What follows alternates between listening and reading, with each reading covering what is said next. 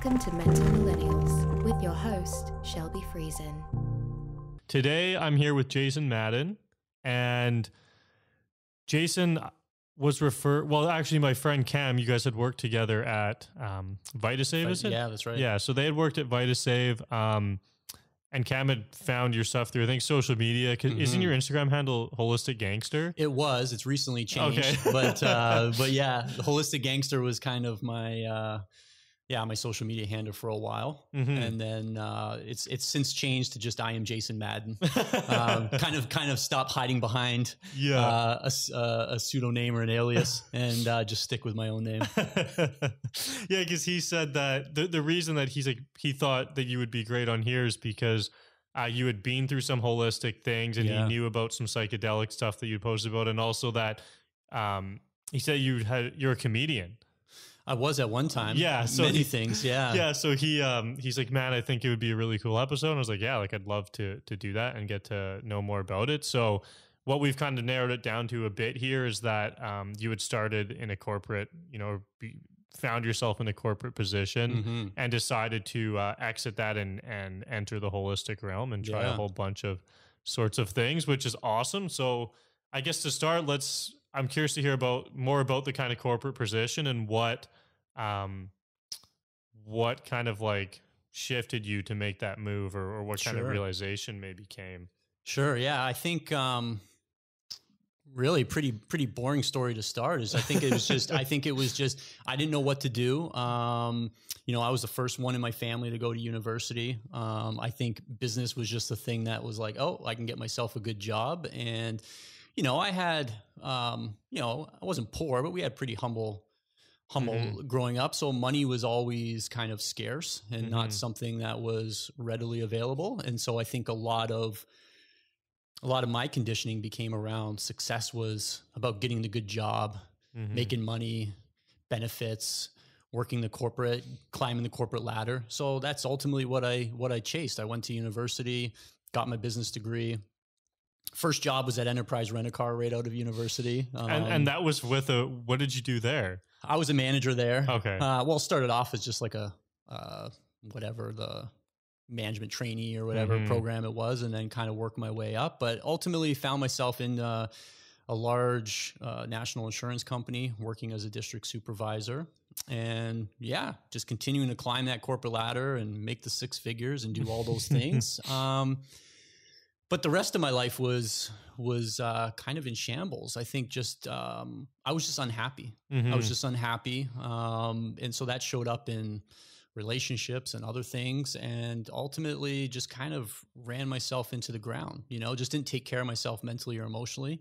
And kind of a big turning point was actually a relationship that, ended quite traumatically based on my behavior. And it was a pretty devastating, there's lots of shame and guilt and things like that. And this was someone I worked with in that corporate job. So this was also something that I had to face, before I could kind of run away from my mistakes or things I did. Whereas this one, I had to kind of keep facing it head on. And so, just kind of started showing up as health symptoms, right? I think just when we don't do anything with our shame and guilt and stress and all those things, it kind of eats away at you from the inside. And that's kind of what happened. And so that kind of led to my first panic attack. And I lost about 20 pounds of weight and was just looking for answers, and, had the courage to reach out and start counseling. And it was through that process, even though I didn't go for career advice, it was kind of through that whole process that I realized I was just not living the life that I wanted to live or meant to live. And that kind of helped me make a decision to exit. And that was through counseling that you figured that out. Yeah.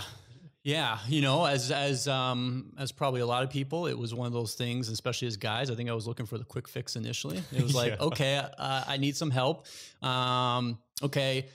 here's where I messed up, and you know, let's talk about this relationship stuff so we can fix me and I can move on. And of course, like as you go through those things and start peeling back the layers, next thing I know, we're talking about my childhood, and we're talking about all these different things, and it starts putting the spotlight on all these areas that I've been ignoring. And yeah, that was kind of my first introduction to kind of, I guess, that personal development and kind of understanding myself a little bit better. And then through that process, realized the corporate world wasn't for me, or wasn't what I wanted. And so I went to my boss, and I was in a pretty high profile role. So I gave them plenty of notice. I think I went to them like in April and said, like, end of the year, end of December, like, I'm out. And I had no game plan, no idea what I was going to do. I had known, I think, that it wasn't for me for a while, but just didn't. Kind of the thing I hid behind, or the one thing that I always said to myself was, if I know what my purpose is, or if I know what I want to do, then I'll have the courage to leave. But when you're in it and you're not spending any time figuring that stuff out, that answer just doesn't come. No. So years went on and years went on and years went on. So finally I just said, how long were you there for? It was about a 10-year career. Oh shit. So like it wasn't short. No. Okay. No. And, how many different positions did you go through? Because you're saying you climbed the ladder. Yeah. I mean, I started off as a salesperson working in an insurance office, selling home insurance and car insurance, and then worked my way up into, an office manager, and then worked my way up, from that to something else, and then to district supervisor. I just kind of kept creating positions for myself. I would just propose ideas and, hey, here's where I see that we need help. And they say, okay, well then, do it, create a role for yourself. Yeah, that's cool. So I think I once I put that out into the universe that, hey, I'm done with this, then that's when the next step started kind of happening. And because I'd been also on this health journey where I'd kind of run my health into the ground, I had started working with a naturopath and looking into some holistic stuff, and kind of by accident just found this holistic nutrition program and decided to enroll. It was a 1-year program full time. And I went back to my boss and I said, I know I said end of December, but I'm actually out September because I'm going to do this program. And then I just kind of jumped right in. Yeah. Oh, so how did you find the holistic side of things? Like, is there anything that triggered that? Because I feel like I don't know, I still feel like it's kind of like an odd thing where people don't really, it takes them a long time to move towards that, where they'll try a lot in like the Western system, and like, maybe they'll go to a doctor for years and be like, okay, maybe I'll try something else. Was there something that like triggered you to want to do that? It was just little things that people introduced me over time, and I think, so the first step was, a couple years before, the person that I was dating introduced me to her naturopath, said, hey, you should go see my naturopath. Right. And I went, and they introduced me to a couple things that made me feel better. And so I was like, okay, so that was, say, my first introduction. And then, bodybuilding and doing things in the gym, kind of started learning healthy, not quite, but like compared to what I was doing, I started getting into the more healthy eating and things like that. And then, like I said, when I kind of went through that kind of breakdown where, my health was just kind of a mess. I decided to go to a naturopath because I had created that relationship from before. And it was through them doing different kind of holistic things that kind of got me interested a little bit more in nutrition and interested in these other things that we can be doing. And so I would read more. And that's kind of how I found holistic nutrition. I was just Googling and reading an article, and it was written by a holistic nutritionist. And I was like, what's holistic nutrition? And then a college popped up, and I found myself meeting with them, and just kind of went for it. That's awesome. So where was the course? Was it in Vancouver? It's in Vancouver. Yeah. The Institute of Holistic Nutrition. Oh, okay. Yeah. So super transformational experience. Obviously I went in because I had a curiosity and newfound kind of passion for holistic health, but it ended up being transformational in so many ways I didn't expect. I think one of them just being the only guy in a program with all women. Were you? That in itself was very healing because it kind of completely changed my relationship with women. Right. So that was a big healing.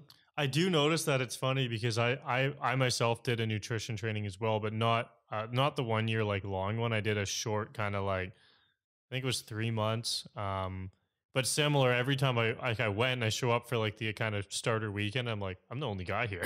Yeah. It's just kind of funny how little guys get into that kind of stuff. Totally. But no, I think that's awesome. And I guess I'm curious too about the course. What did it look like being a year long? Like, did you go into the class, like a class every day? Yep. So Okay. it was on campus. It was like, and I had my group that I kind of went through the whole program with. How many of there were you? I think it was a class of like maybe 20, 25. And all girls? Yeah, I was the only guy. I was the only guy. And so, yeah, I developed some really great friendships. And like I said, I think it really kind of checked me in terms of, up to that point in my life, I think there was a certain part of me that if I was going to be in a room with 20 women, I would feel the need to kind of peacock a little bit and present myself a certain way. And I think just by nature of the course, number one, why I was doing the course was because I needed an overhaul in my life. And then the course itself being about holistic healing, I think it just kind of stripped me down to kind of just how to just show up authentically and how to just be myself. And that then translated into just developing some very real friendships and relationships. Yeah. Well, that sounds awesome. Yeah. I like the idea of having the in-person course. I know a lot of people will do the online versions. Like there's tons of online like holistic nutrition courses and things like that. And the one I did was predominantly based online. But I think it's a lot cooler to be able to be in person and like build those relationships. So yeah, that's sweet. Yeah, absolutely. And I mean, yeah, I can't say enough about it for me. It was a very healing experience. And I think just going through that too, being around like-minded people who obviously are on their own health journey or have been on a health journey, right? It kind of brings a certain kind of person to that program. For sure. So it just allows you to connect. And up to that point, I'd felt kind of isolated because, you know, the part that people don't talk about is when you do go on any sort of personal development journey, personal growth, healing, whatever you want to call it, it can be isolating because if you're not surrounded by other people that are on that journey or understand that journey, you kind of feel alone. Because even the simple stuff of like when I started really paying attention to what I was eating, even back when I was in that corporate role, showing up in a board meeting and they're all ordering, you know, pizza and whatever for lunch. And I'm bringing my little Tupperware of like chicken and broccoli and stuff. And you just get kind of ridiculed and kind of made fun of and stuff. Like it's funny now, but like at the time, like that's hard. Like it takes courage to, you know, so I think anytime people are trying to make changes in their life, it's important to kind of have that community of people. Yeah, for sure. No, it helps a lot. And like, I think too, especially like the holistic thing can be hard. I think people, you know, there's still a lot of ridicule, like you say, around it, or people don't understand it, or they think it's fake or whatever it is. So I think it's definitely can be a hard path to go down without the people around you. Yeah, absolutely. And so, and just jumping back a little bit, you kind of in the introduction mentioned about the comedy and things like that. And it's funny because even that, you know, being in the corporate world or being in that corporate role, I think because it was so not a part of me, but it's just something that I felt like I needed to do. That's why I ventured out and like did things like stand-up comedy. And I used to perform rap at one point and used to do, it was like I had these kind of secret lives because I was unfulfilled in my main life. Right. Yeah. And so, you know, I think that's what the last few years has been, is kind of how to marry all those things together to understand that, hey, I'm all of these different things. How can I live it all the time versus like between 9 and 5, I have to pretend I'm one person.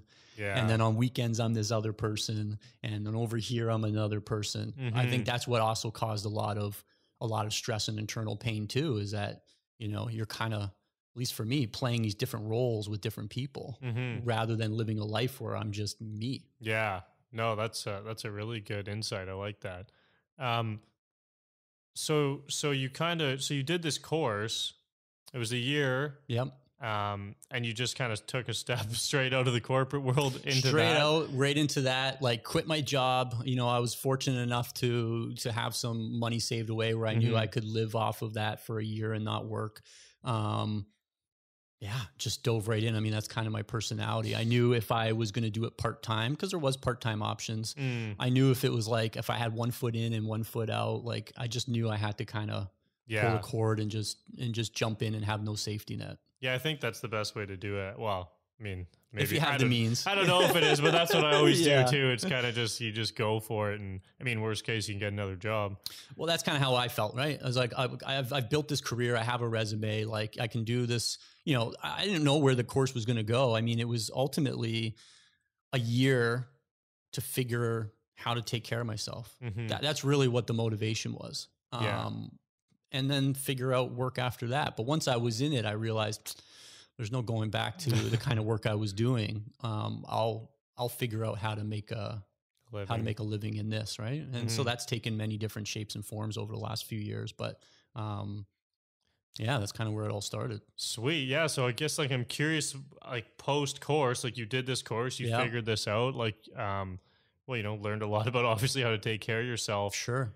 Where did you go after the course? Like what, because your vision before was like, okay, whatever, I don't know, I'm going to let go and see what happens.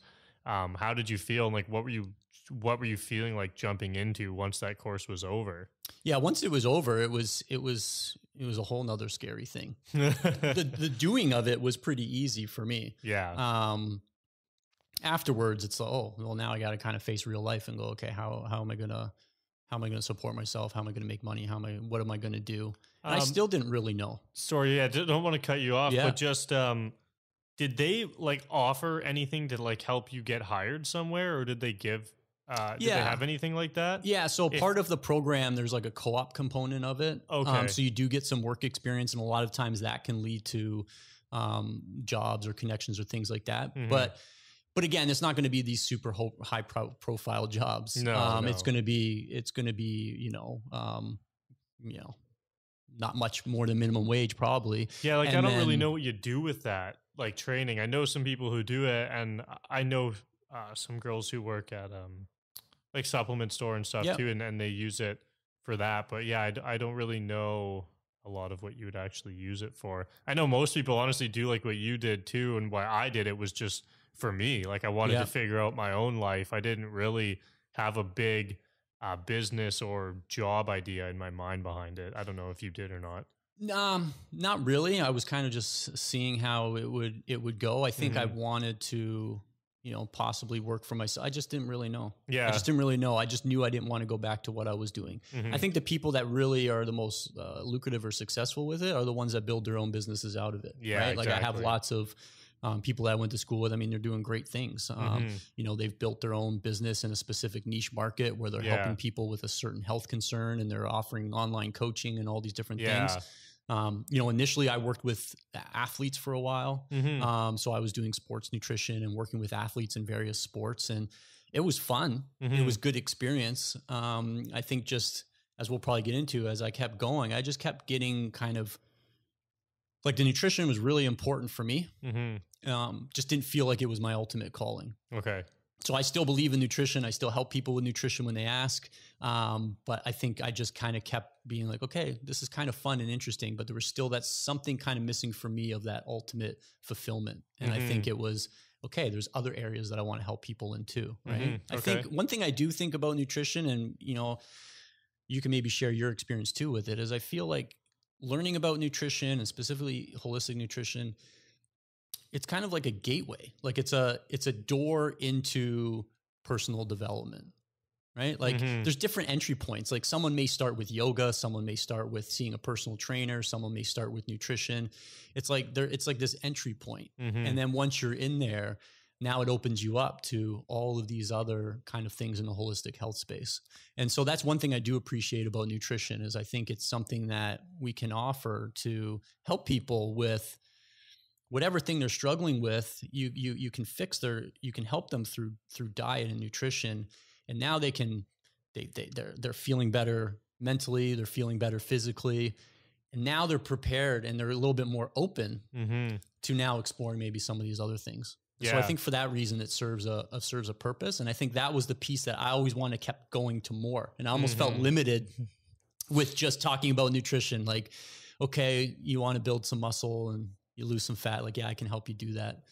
But then through conversation, I can also sense these other things going on. And it's like, oh, like I want to help with more. Yeah.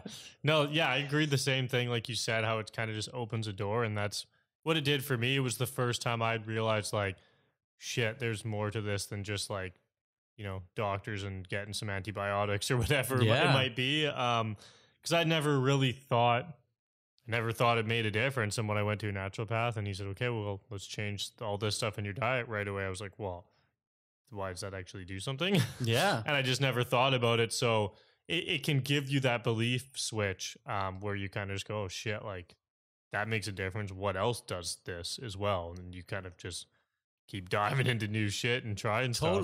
Totally. I mean, when I was 16, I was diagnosed with Crohn's disease. Here I am over 20 years later. And when I was doing that program, I remember learning about Crohn's and colitis and all these things in the program.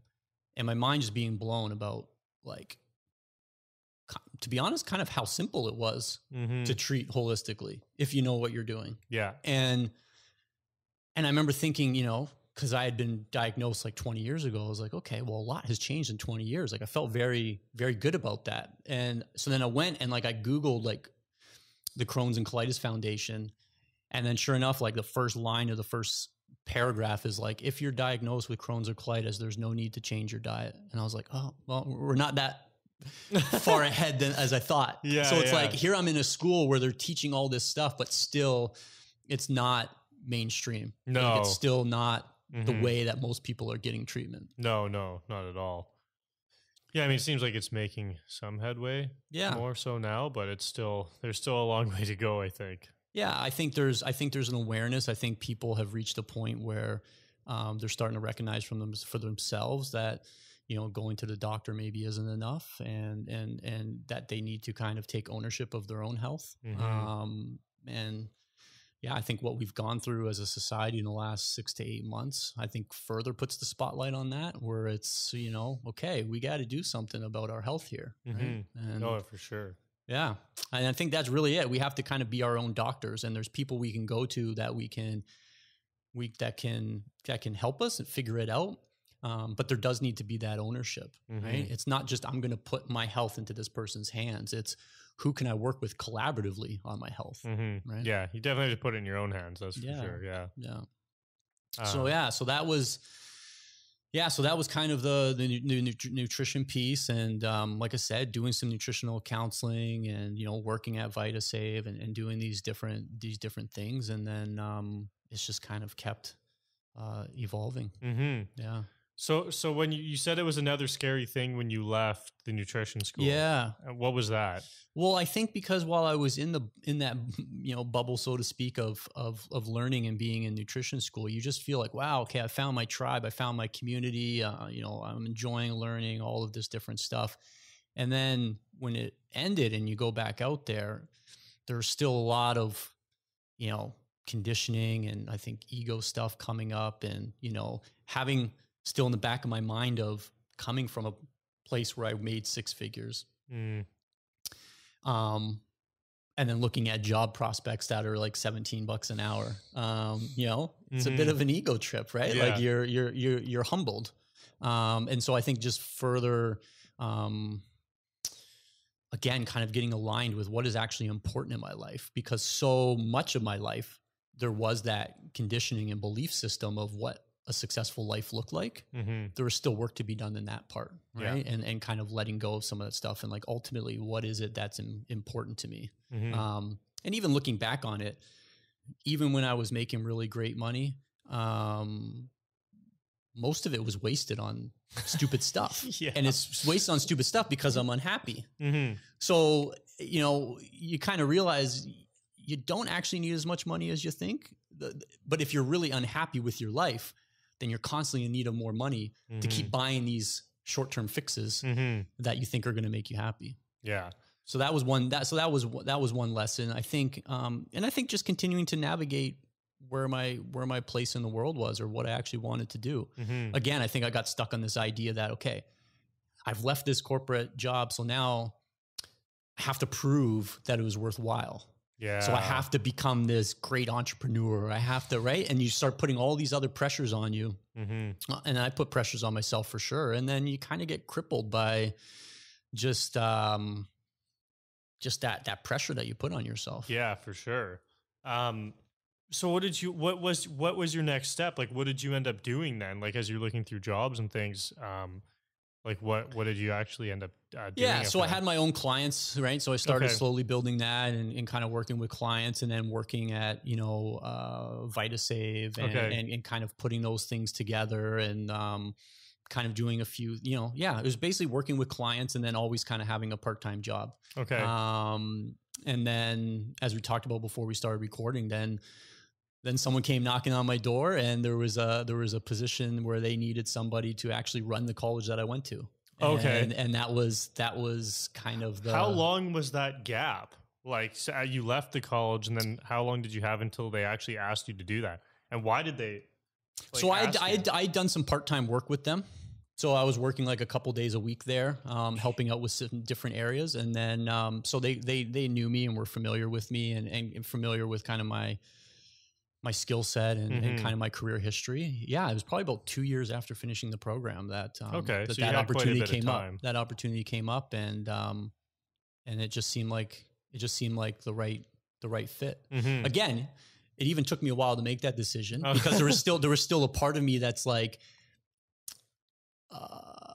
does this mean like I failed? Like, I'm not an entrepreneur. I'm still working for someone, right? So it's like those types of thoughts and things like that. But I very much have kind of just surrendered to kind of where life is directing me. Yeah. And just kind of trusting that life is putting me in these positions for a reason. And certainly as I got into the role, and as we've gone through a pandemic and things like that, I know that I was meant to be in that leadership position, and that, it was a rarity for somebody to know the school and know the program intimately like I do from having been a student, and also have this business skill set and this experience in marketing and business and hiring and all these different things. So I feel like all of these, as I'm recognizing in all aspects of my life, all these different experiences are ultimately kind of guiding me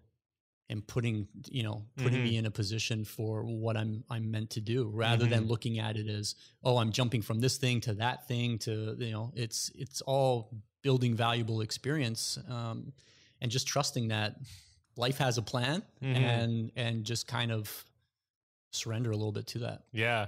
Oh, I think that's awesome. That's like, you're not trying to force all these things to happen. You're just enjoying what's coming. And, I think the same thing also, where like, even in the future, like all these things again will like seemingly come together somehow, and there'll be a reason that you've learned all these things or taken on these positions. And it's like always impossible to know what that'll be. But like you said, like the universe has a plan that you can't even begin to imagine how that is going to unfold. Yeah. And you can have a vision, right? You can have a vision or a goal, but, and I can't remember, I wish I could quote whoever it was. I don't remember. I read and listen to so many things, but I remember somebody saying, you can have that vision, but a lot of times where people get very unhappy or get very negative in their life is, you have this thing of where you want to be. And then let's say you're working that retail job, and there's such a big gap in between your vision and what you're doing that you just feel miserable and unhappy, versus looking at, what can I get out of this job or this thing that I'm in right now that is going to serve me for what I'm ultimately wanting to do. Right. So in that real retail job, what are duties, what are skills that I can work on every day in that job that are going to serve me for this longer term vision? And I think when you have that kind of mindset too, now it feels like you're working towards something and you're building something, rather than it being like, I'm not where I want to be. Did you find that when you were working at VitaSave, like, is that what you were doing? Totally. Yeah. Okay. Totally. Especially coming right out of nutrition school, having all this knowledge, but not having the real life application, just being able to be in front of people and basically have to put a plan together or assess them in like 5 minutes of talking to them.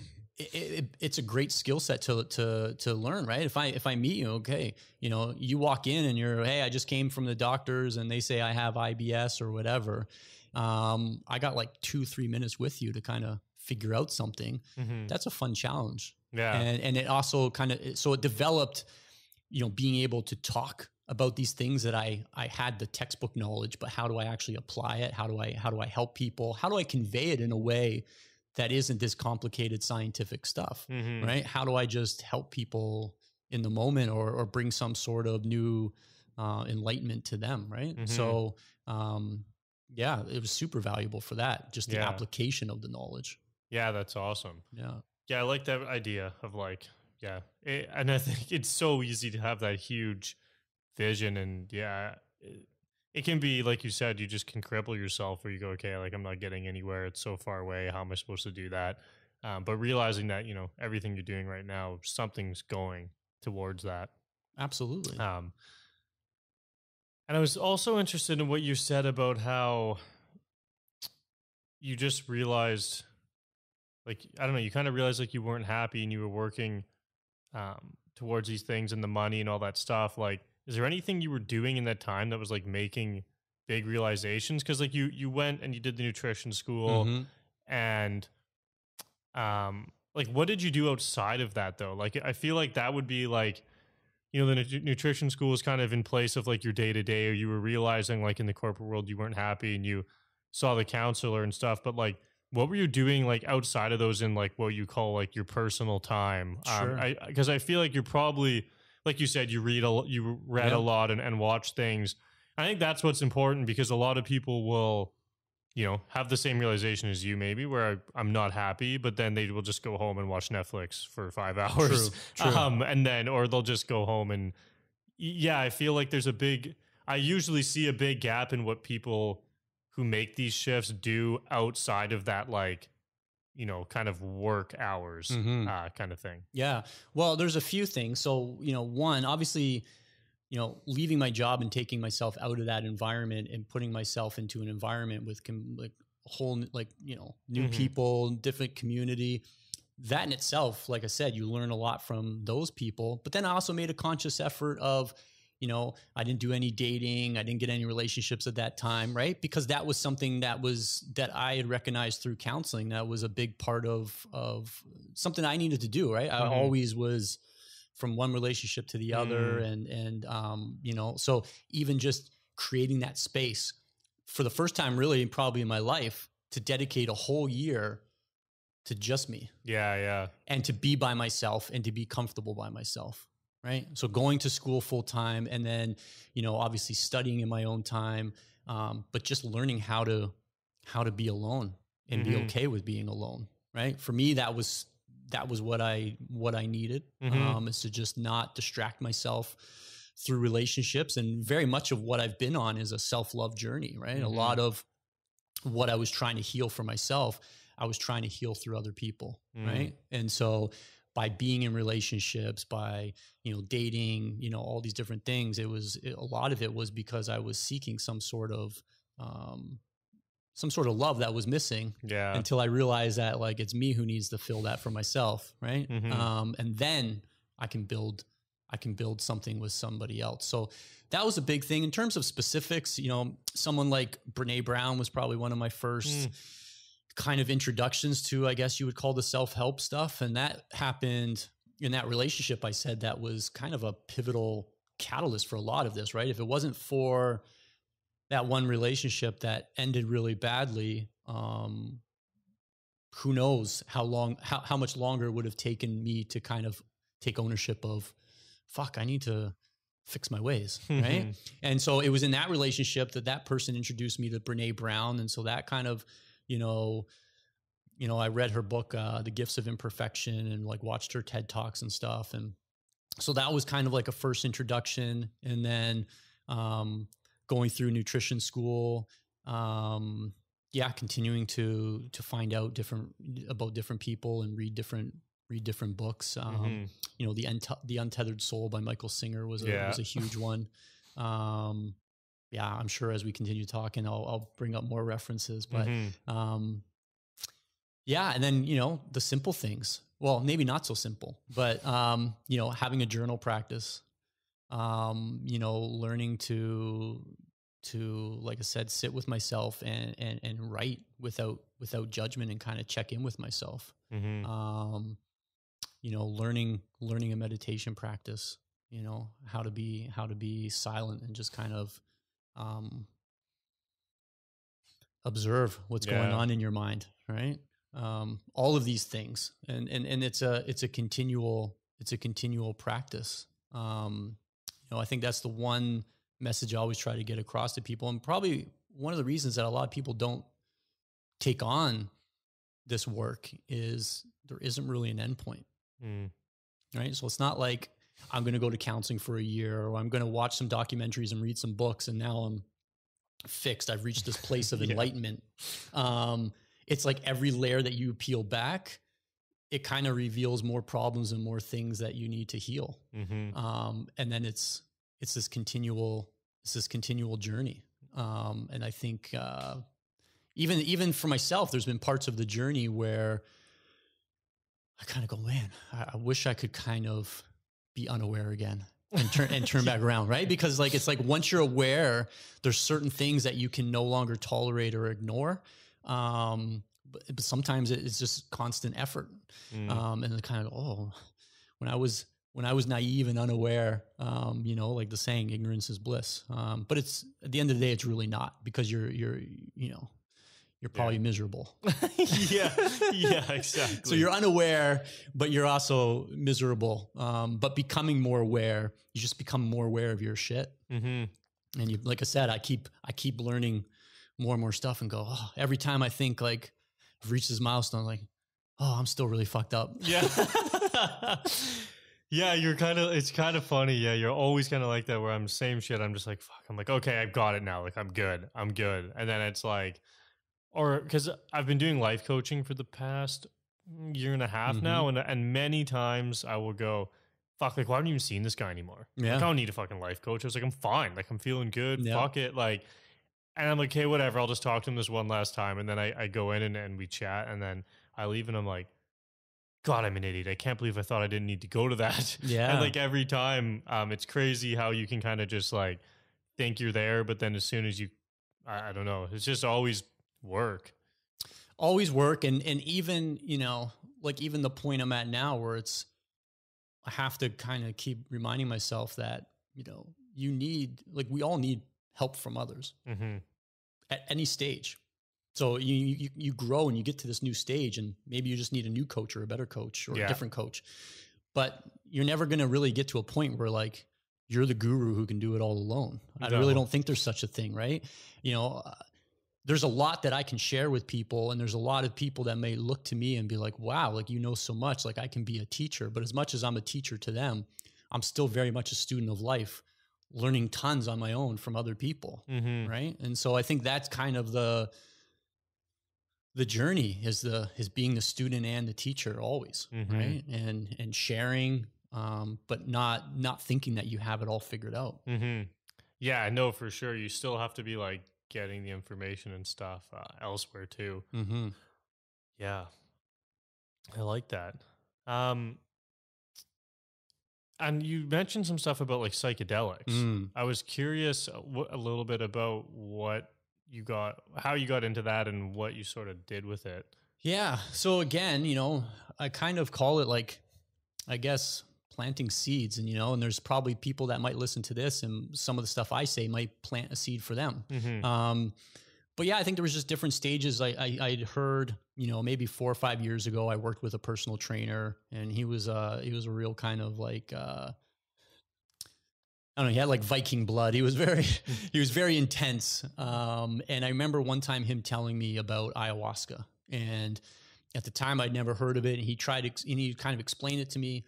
Didn't really get it at the time, but it kind of, again, it planted that seed where it was like, okay. And then, maybe a couple years later, hear it on a podcast, and then, I started meeting people in my life that, knew about these things. And actually one of the, I guess probably the starting point was maybe about 3 years ago.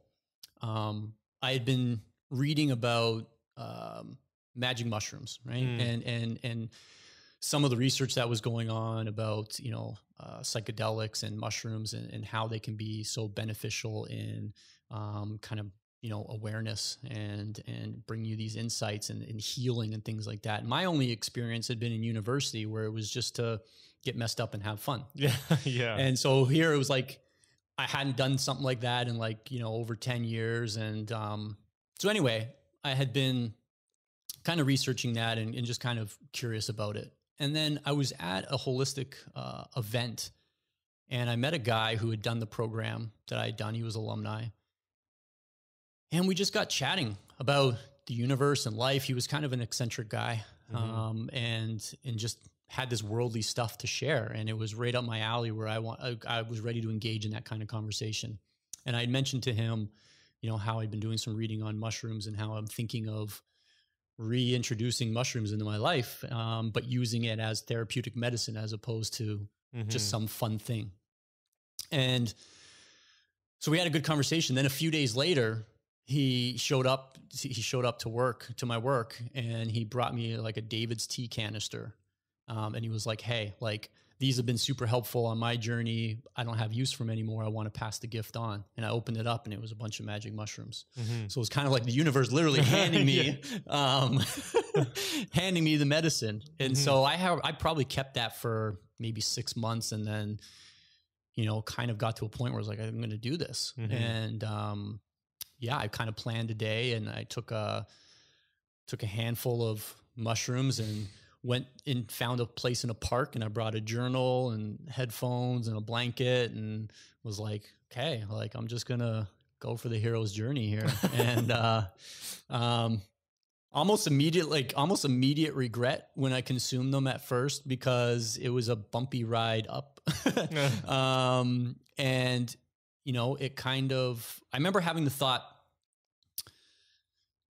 okay, I can still get back to my apartment. Like, maybe I shouldn't be out here. But almost as I had that thought, there was like no way. Like, my legs were done. Like, it was like forcing me to basically like lie down. And I laid down and kind of surrendered to it. And it ended up being probably to this day still the most beautiful experience of my life. There was a lot of, initially there was a lot of fear. It kind of took me through some darker feelings, and ultimately I came out this other side where, I guess I would describe it, it was like something in my mind opened up, and the universe, it was just downloading information. And it was in a language that wasn't words or talking. I can't even describe it. It was just a knowing. And just remember just like literally nodding my head along, like, okay, I get it. Yep. Okay. Yeah. It's all about love. Yeah. Whatever. Yeah. And it's just like whatever the communication was. But what it did for me in that day is I felt an incredible feeling of love and joy. And I realized in that moment that I had actually never felt joy before. So there was some sadness in that realization that here I am in my mid-30s and I'd never actually felt joy. But then I was actually feeling it and feeling how good that was, and feeling love. And it was just, again, it was another door that opened. It was another door that opened my awareness. That worked for me. It was super powerful as a first step. I wouldn't suggest everyone doing that. I think that's the thing I want to kind of make clear is psychedelics have been very, very helpful in my learning and my journey, but doesn't mean that it's for everybody. And you definitely want to do it under safe conditions, right? So, but yeah, that was kind of my first introduction. And then, that experience just really, really opened me up and just really, really kind of changed a lot of things. And then from there, again, just the universe, I guess, kept putting people in front of me that introduced me to things. And so, I was then sharing this experience, which initially I felt hesitant to share because you don't know how people are going to feel about this stuff, right? And I remember being with someone and kind of opening up and sharing it and not knowing how they would react. And then they started sharing about some of their experiences. And then they told me about their ayahuasca experience. And I was like so interested in learning about that. And then that ultimately, because of that connection, led to, you know, how to find somebody who works with that medicine and how to undertake that. So, yeah. I like the part of, I feel like can hear these stories and they will like, oh, they think it's initially like, I need to do that, it's going to fix me, or they think they're going to have the same experience. And I like, I like your whole approach where you're in reality there too. You're kind of just surrendering to, like, you know, you had a few signs and then now it's literally smacked right in front of your face. And even when it was, you didn't just take the jar and go like eat the whole fucking thing because he just gave it to you. You still just kind of wait and then go, okay, like, you know, it feels like the right time. And I feel like that's something that has been important for me too, because a lot of people, well, man, like you talk about mental health and people tell you about mushrooms all the time. And I'm like, yeah, I know, but like I still just haven't felt like it's the right time for me to do it yet. So, I mean, I feel like one day I might, or I probably will, but again, same thing where I'm just kind of like, I don't know, it just doesn't feel right yet. So I think not forcing that, or not, you know, having a big expectation of what's going to happen, I think it is key. Although I've never experienced it myself, that's just kind of my own belief behind it. It's not going in with like a major expectation that's it changed someone's life, I'm going to have the same thing. Yep. And I fall into that trap, right? Where even the non-psychedelic self-help stuff, you can get fooled into that. Yeah. And so, you know, the next step was, you know, meetings. And I remember somebody saying to me, the more I started talking to people about ayahuasca, and people had done ayahuasca, and someone said to me, you'll know it's right because she'll come calling. And she is in because, you know, the indigenous people that kind of work with ayahuasca traditionally, it's called the grandmother medicine, right? So it has a female spirit to it. And it says, she will come calling. What the fuck does that mean? She'll come calling, right? Like, I just didn't get it until it happened. And then you get it. And, you know, everybody's experience will be different, but there was just very clear signs that started coming. And it was like, okay, this is the time to do it. And to your point, I had heard some very amazing transformational stories and, you know, people talking about these incredible visions and things like that. And I kind of set myself up to go in expecting a certain thing, and it wasn't that. And initially, even in the actual ceremony, feeling disappointment and being like, I'm not getting the crazy experience, and almost missing out on the gifts that were going to come in that ceremony because I almost just shut myself off to, I'd had this expectation of what it's going to be. It wasn't living up to that. And then, you know, but once again, kind of letting go of that and going, okay, here I am, just kind of surrendered to it. And, you know, then the medicine was ready to start working with me. And I call it medicine because, you know, that's really how it should be treated. It should be treated like a sacred medicine. It's not something that like, you just take recklessly. You know, it can be very powerful, but it has to be under the right conditions, and it has to be with people who know what they're doing and that you have your safety in mind and all of these things. What was that ceremony like, or like your calling to it, if you feel comfortable sharing that? Sure. So the calling to it started with, I think, just more and more people with just organically bringing it up in conversation. It was like, wow, that's like the 5th time I've heard someone say that they've done ayahuasca, they're going to do ayahuasca. Like, why does this keep happening? And then I met a lady who was a Kambo practitioner. I don't know if you've heard of Kambo. No. So Kambo's not a psychedelic, but it's another Amazonian medicine that it's basically poison from an Amazonian frog. And I have heard of it, actually.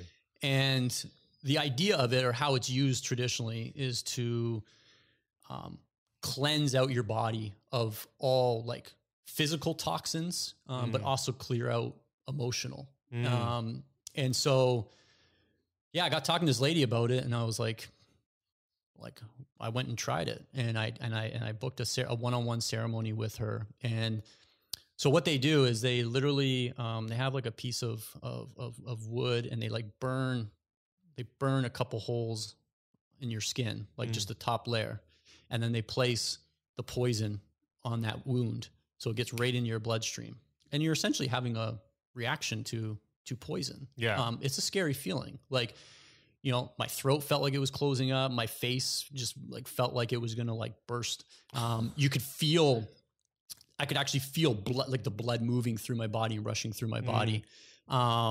And the idea is that it's going to make you purge, and it's purging all of this stuff that needs to come out of you. So there's no visions, there's no psychedelic element. It's more just kind of like a spiritual clearing. And it was a super difficult experience for me. And it taught me a lot, because it taught me how much I don't surrender and hold on to stuff. So the whole idea of this, the whole reason people take this is because it makes you puke violently. And that's the part that people don't enjoy.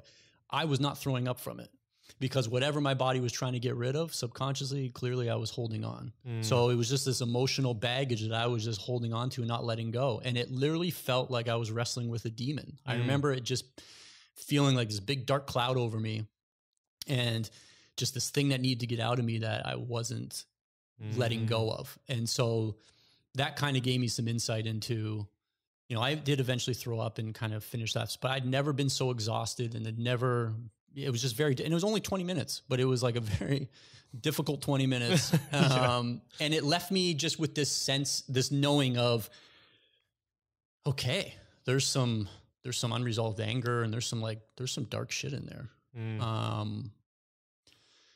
So then did you end up puking? I did. Okay. But she had to end up putting more poison on me, and she was saging me. And I, at one point, she had to guide me to like literally put my own hand in my mouth to make myself puke, because I just was not doing it. Do it. Yeah.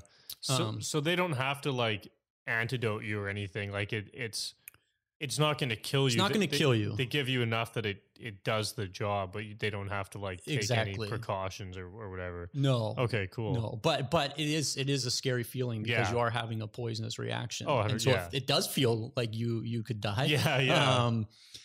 Yeah. So that was another step of like, okay, there's some deeper emotional stuff that I need to get to. And ultimately, this is what has always led to the work with psychedelics. Is for me, counseling, going back to that story, if I'd never done counseling, I don't get to all of this. Yeah. But I'd like, counseling ran its course for me. You know, it helped me with, it was someone asking questions that I hadn't asked myself. And it was somebody who could throw back at me, things that I wasn't looking at. But then it got to a point where there was just no more levels I could go with it, because at the end of the day, I'm still using my mind, and I can still manipulate and be in control, and I can still choose to withhold back things. Whereas I find psychedelics kind of just, you're faced with your shit, and there's no hiding from it. You can't manipulate your way out of it. So the Cambo experience happened, and then it was shortly after that ayahuasca happened. So I'd already kind of thought like, okay, maybe ayahuasca is the next step. And then the day after doing Cambo, which the next day, by the way, felt great. I woke up in the morning like I had 3 espressos, but I had no coffee. I just had so much energy. Yeah. It was just like this renewed energy and this clarity. And I went on a hike with my girlfriend, and we're up by this like waterfall, and we're sitting there, and the sun's beaming down. I'm just feeling blissful. And then this guy starts coming up the trail, and he's being real loud and obnoxious, and he's just really getting under my skin, right? And I'm like, he's like ruining my whole vibe. And I'm like wanting to blame, it's like, and then I'm like, again, okay, like he's here for a reason. Like, just don't let him. And so as he gets closer, he walks by, and he stops, and he turns, and he had this big black snake tattoo on his arm. And one of the symbols of ayahuasca is, if you look at any paintings or artwork of ayahuasca, it always involves a serpent or a snake. Okay. And so that, to me, in that moment, that was the sign. Like, it was just here, there was this disturbance, and then, literally right in front of me, kind of the symbol of a snake. Mm-hmm. So that was the next. So then I went and did ayahuasca, which was Where did you find like a person did you just reach out to someone who you'd previously talked to about it? yeah. So people that have worked with shamans and kind of got a referral, because it's not really something you can just Google and find. Right, I know. Yeah. It's a little bit more underground that way, unless you're going to go to like Peru and go to like a resort. They offer it at resorts there? So that's where the medicine comes from, is from Peru. Mm-hmm. And so like the shaman that I've worked with, he's from here, but he spent years in Peru kind of learning under them, and then has kind of done his own thing here. So, I knew people that went to Peru, and that's where they experienced it. It's been a medicine there for thousands of years. And yeah, there's like resorts that you can go to for that, where you spend a couple weeks and they prepare you and do all the cleansing, and then you have like multiple ceremonies throughout those weeks that you're there. So I just did this single night ceremony, and it was, like I said, initial disappointment because of some stories I had heard. Like it just sounded like these incredible visions in movies and stuff, and I wasn't seeing any of that stuff. But once I let go of that expectation, then things started happening, and with any of this stuff, it's important to go in with an intention. And my intention was to get to the root of kind of like understand like where some of the stuff that I'm dealing with, where it comes from, right? The stem of it. And I remember there was initially this moment where, my eyes were closed. And again, I just had this sense of, darkness, or it almost shows up in kind of like, it feels like demons or something are surrounding you. And it's like they were taunting me, but not quite engaging me. And then it went away. And then the next thing I know, and this is going to sound very abstract, but the next thing I know, I was in my mother's womb, and like literally there, like literally started curling up in a ball physically and wrapping myself in a blanket, and then just was like there. Mm-hmm.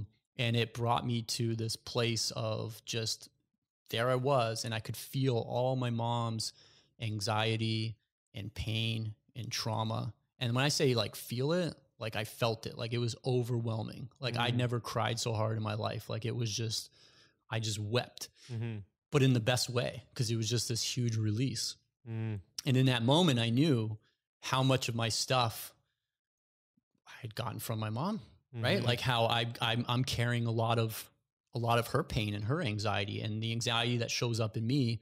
A lot of that came from her. So I know that might be a weird concept for some people to get, but that's kind of what I'm talking about, is that's something I wouldn't be able to get to in talk therapy. No. Right. Like that was an experience. So yeah, that was that experience. Yeah. That sounds like, yeah, it's definitely, I don't know. It's crazy. I mean, everyone who does it seems to have, I don't know, anyone who just doesn't get anything or have, like, I don't know, it doesn't matter what, I mean, it's an experience at the end of the day, like good or bad, it's an experience. And I feel like there's always takeaways. But I think like did you do it more than once? Like, have you done it again? So I did it again. And that was kind of the comment I said, where, you can, this is why you have to treat it like a sacred medicine, because, I think I had the first experience and was kind of like, felt like, oh, I'm an expert now. And the second one, I think I just went into it with a little too cavalier, and maybe I shouldn't, maybe the calling wasn't there. I just thought like, oh, I'm going to do it again. And it was the hardest night of my life. It was a terrible experience. Absolutely terrible. But from my own doing, no one's fault. Again, still a huge lesson out of it, because a lot of the lesson that I got out of it was what truly surrendering means. And I think I was trying to control the experience, and whether you believe it's an actual spirit, or whether, the medicine just works with your subconscious, whatever you want to believe. it tossed me around and wrestled with me and was teaching me a lesson for trying to control the experience, you know, because as it was showing me different things and kind of just doing different stuff, I was kind of like, no. Like, I want to learn about this, or like, no, I want to do it. And yeah. And I got, yeah, it was just a very dark experience. So that's why I say you gotta be real careful with this stuff. I still got lots of lessons out of it, but it definitely spooked me for sure. Yeah. But one of the things that I did get out of it was how much I'm living in my head. And that's why it was such a terrible experience. Yeah. Was because I was trying to figure out everything. And then when it was getting real dark and overwhelming and I was like, I don't know how to get out of this. Again, I was trying to figure it out with my mind. And it was almost really highlighting for me in a very scary, dark way, how much I live in my head and not my heart. And ultimately that can be a dark place, right? Like, it was literally just, I can't really recreate it through words, but it was just, you know, just a mental, just being locked in a mental prison is what it felt like. And I couldn't get out. And it was very eye-opening. I was grateful when it was over. Yeah. But it also taught me, like, okay, that's the work I need to do. I need to, you know, I approach everything. I approach life through my mind. How do I actually live it more through my heart and soul, right? Rather than trying to figure everything out and analyze everything. So that was a huge learning moment for sure. Is there any like steps now, like, that you've done? Like, what do you do to, like, is there anything you've done to make that change? From your Still working on it, always working on it. Like, how recent was this? This was a while ago now. Okay. Yeah. And I haven't revisited ayahuasca since because I still feel like I haven't fully integrated those lessons. Yeah. And so, you know, that's the other big thing is with this, with any work with psychedelics is, it doesn't fix your problems. It doesn't fix you. What it does do is it presents you to things that are almost impossible for you to be able to be aware of or confront otherwise. Right? So like I said, through talk therapy or through journaling, I'm not going to reach the depths that this is bringing up, but it's just bringing it to me so that I'm aware of it. Now I have to do something with it. Yeah. And that's the part that I think, we can get very naive about is just, okay, I'm going to go have this experience and it's going to cure me. And I'm just going to be this like light being and I'm enlightened.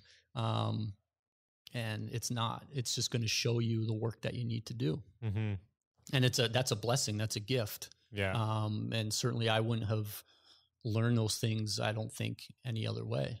But yeah, still have to do the work. So yeah, as far as the get out of the head and the heart stuff, I mean, you know, again, you know, it's strengthening my meditation practice. You know, I did a silent meditation retreat over the summer to continue to integrate that piece. I think just get quiet in my own mind and try and listen to my intuition. I think a lot of times my mind overtakes my intuition, or it becomes just this argument where it's like, I don't trust it. So then I analyze it and then I get lost in my thoughts. So, I don't really have a template or an answer for you. Okay. I think just continuing to use the tools that are available to me to continue to cultivate that and to get out of my head more and more. So spending more time walking in nature, still doing the journaling, doing the meditation. So now when I feel like I have a thought or I'm ruminating on thoughts that are not helpful, it's catching that thought, recognizing that it's not helpful, and then immediately changing my environment, but not changing my environment by distracting myself with something like Netflix or having booze or smoking a joint or whatever. It's, okay, I'm in this ruminating thought that is not helpful. I need to go take myself for a walk and get into nature. And all of a sudden I kind of come back to, you know, my heart or my soul or whatever you want to call it. Or, okay, I need to go, you know, sit in meditation. And sometimes it's going to be a great meditation and sometimes it's going to suck, but just doing that, Right. So I think that's been the biggest thing for me, is just catching when I'm like, this thought isn't helpful. I call it mental masturbation. Like I would just get caught in mental masturbation where I would let a thought go, and then I'd start ruminating on it, and I'd spend 20 minutes just thinking about this disaster scenario or about a past event, and it's not helpful. No. Yeah, not at all. I think too, I think like maybe there's not a specific practice like you're doing. I mean, obviously that is essentially a practice, but actually in like one of Michael Singer's books, I've read The Untethered Soul and The Surrender Experiment. Yeah. And I don't know if it's in those books, but he also has an audio book. It's not actually a book. It's like he has on Audible, he has some like audio courses. It's called The Untethered Soul in Action. And it kind of like dives, I wouldn't say deeper, but it's a little different, but it's really good. Like I've probably listened to it 4 or 5 times this year. Like at one point I was like, man, I can't stop listening to this. Like it just makes so much sense. But one of the things he said that I thought about when you were sharing there is that just being aware of it is 90% of the work. Totally. Like now that you have that awareness that you want to get out of your head into your heart, like just knowing that now you are working on it by just knowing it, even if you aren't physically like doing something. Totally. I think so. The awareness is huge. I think, one of the missteps for me on my personal growth journey was thinking, like I said before, that there's this endpoint, or there's this point of enlightenment. There's this point where just everything is easy. I'm just flowing all the time. And, I've learned that that's not the case. It's constant work. But you have that awareness, and then you can do something with that awareness. So, and I think he says it in The Untethered Soul. He describes it like thorns, where we have these experiences and they're like thorns. And, every time someone rubs up against the thorn, it causes us discomfort or pain. Yeah. And we can either continue to try and avoid it, right? So we can just go through life trying to make sure nobody rubs our thorns, right? Which then, those are people who, okay, I'm not going to be in relationships. I'm not going to do this. I'm not going to do that. And they just kind of isolate themselves because they don't want those pain points rubbed. Or that pain point gets rubbed and you go, okay, this is an opportunity to pull out the thorn, right? And I love the way he described that, because it provides that visual of like, okay, we have these things in us. And so even if it's something like a day at work or talking to a family member or a friend, and you have that moment where like, when someone says something and like your blood gets boiling and you're just like, you want to react. Like, it's not that stuff doesn't happen to me anymore, but if it does happen, I'm aware that it's happening, and I'm aware that like I need to step away, and I go, why is that? And I question it. Like, why is that happening? Like, why am I seeing red right now? Oh, because this person said this thing and it makes me feel like I'm not good enough. Oh, okay. Well, that's bullshit. I am good enough. But it's also like, oh, there's still some work to do there, right? There's still maybe some old wound or something that's there that is reminding me of this other painful experience. So it's having that awareness, and the awareness just helps you to continue to work through it in the moment versus that same moment happens and you just react with anger. Yeah. You get pissed off, or you go home and you crack open some beers to just kind of, drown it away. It's getting rid of those things and facing it. And that's why it's work, because like I said before, you have this awareness now. Sometimes it's like, oh, I wish I didn't have the awareness. Yeah. Because now it's like, fuck, I got homework. Yeah. You always got homework. Yeah.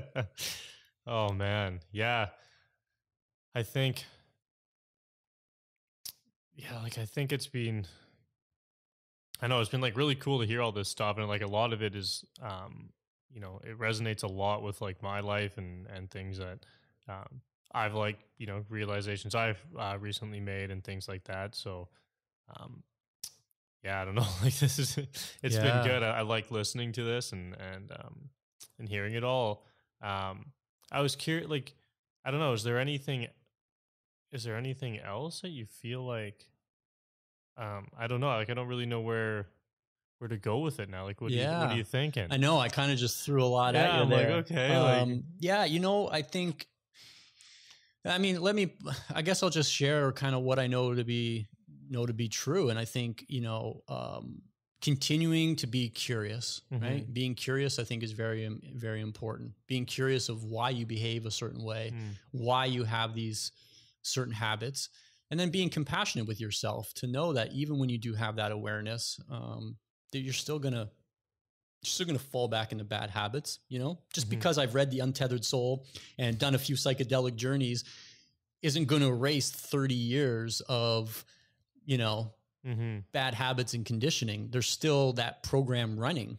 So I got to continue to work at running a different program until the new program becomes the operating software in me. Right. And so I think just having that compassion for yourself of like, yeah, sometimes I'm going to fall back into old habits, but then, course correcting. Right. I think that's really important. And then having the courage to not only explore yourself and do some of this stuff, but to have the courageous conversations. Right.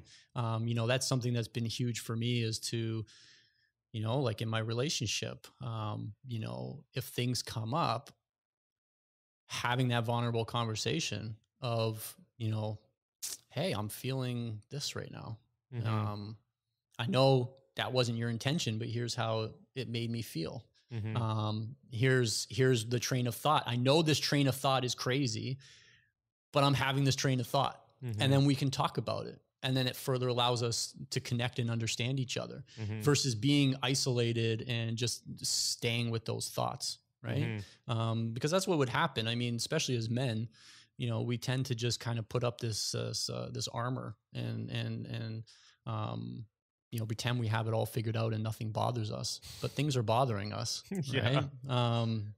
So I think just being able to talk and, but you have to be able to have people that you can trust with that, because not everybody has earned the right to hear your most intimate thoughts, right? Not everybody has earned the trust to handle that with care. Yeah. So I think that's the other thing is being able to build people you can trust, whether that is an actual professional or whether that is, a community of people that you've cultivated for yourself, that you can have that. But you definitely need that.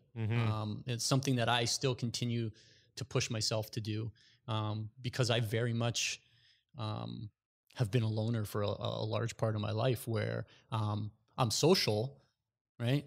But when it comes to my personal stuff, it's like I always just kind of kept that all to myself. I was kind of very mysterious. It was like you got certain elements of me, but there was all this other secret stuff going on. And so trying to not have so many secrets. Yeah. No, that's awesome. I think it's a lot of really good information, insights, advice, whatever you might want to call it all. Yeah, man, I think this is great. Is there, I don't know, like, I guess, would you call those your last words?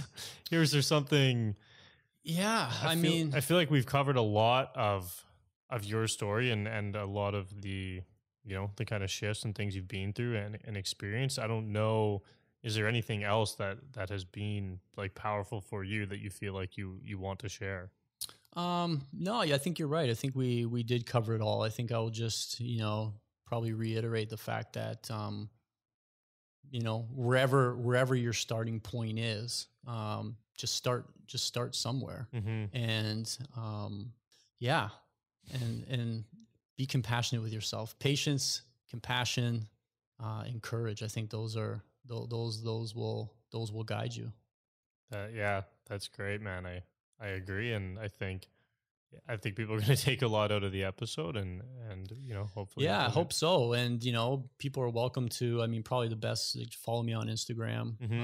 If they go to my profile, they can sign up, and I send out weekly emails and kind of have a community where I just kind of share, either lessons I'm going through, lessons I've learned, motivation, just kind of people who are, again, looking for that community and looking to have these conversations to build a space to do that. So, yeah, that's awesome. Yeah. We can link your Instagram and website on the episode so that people can click through and sign up for that or see what else you're got going on. Perfect. Which is awesome. And then Yeah, man. Like, thanks again. Like, thanks for coming out and making the drive and Yeah, and you're having this welcome. conversation. Yeah, thanks for having me. Thanks for being open to it. And kind of like I said earlier, I know a lot of the stuff that has helped me. It's because of people sharing openly, right? And so it planted seeds for my journey. So trying to do the same. Yeah, man. Maybe someone's not ready for it now, but it plants a seed. Oh, 100%. Yeah, I think that's awesome. Great. Thanks, Sweet. Shelby. Yeah, thanks for sharing. You bet.